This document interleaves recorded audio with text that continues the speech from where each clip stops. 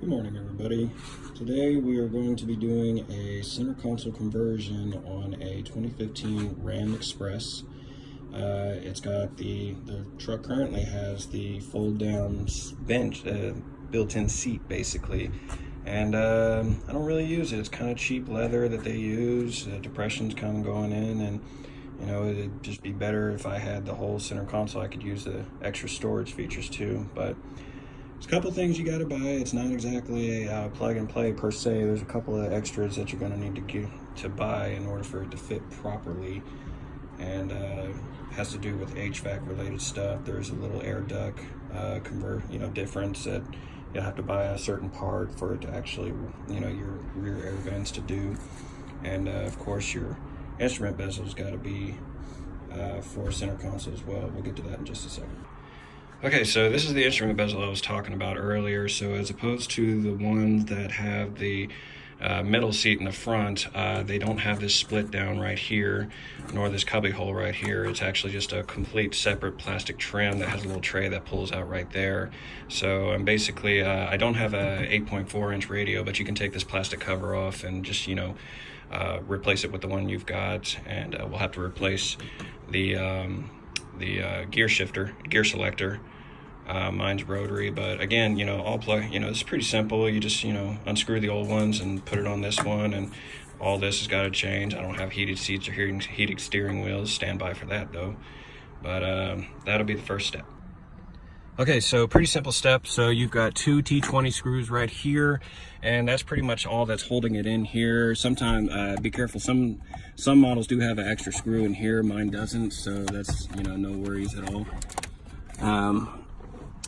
So we'll just bit of a tight squeeze.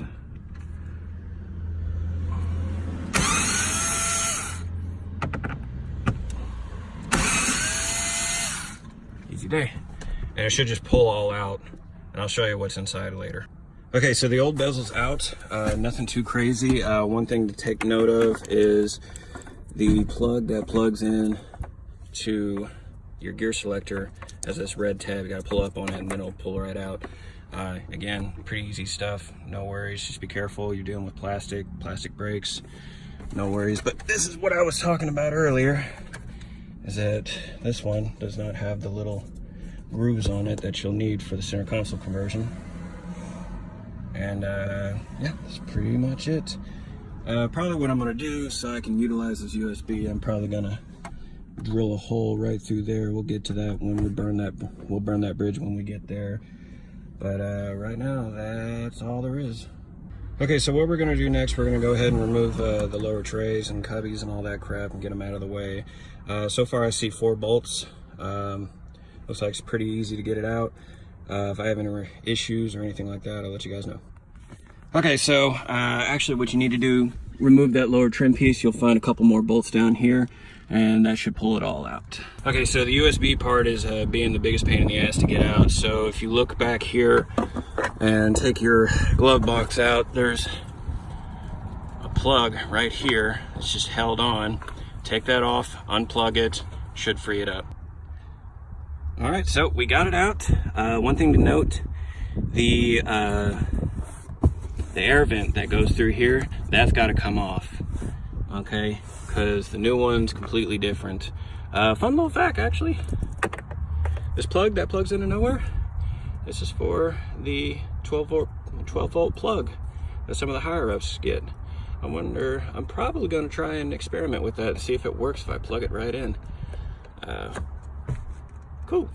Experiment right here. We're going to see if this thing actually works, with the plug was stuck in here and not being used. So I know that some features will be locked out of the PC. Basically, you would need a code scanner in order to unlock them through the PCM. So, but we'll just see. Can't hurt. It's up to it. We're gonna see.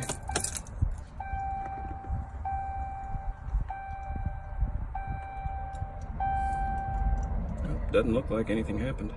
Got everything mounted back up. I actually was going to try and reuse the the plug-in volt, even though it didn't work. I figure I just need to get a code, a scanner, and just unlock it and whatnot. But whatever, no worries. For some reason the plastic's bent or something like that, and it won't actually, you know, go in there flushly, which is weird because this is the one it came with. But oh well, didn't use it, don't need it. I can still go with the original plan and just cut a hole right here and mount up my USB outlet and all that. But this is pretty much it for part one. I'm still waiting for some parts to come in before I can actually do the main conversion. So stand by for the next video.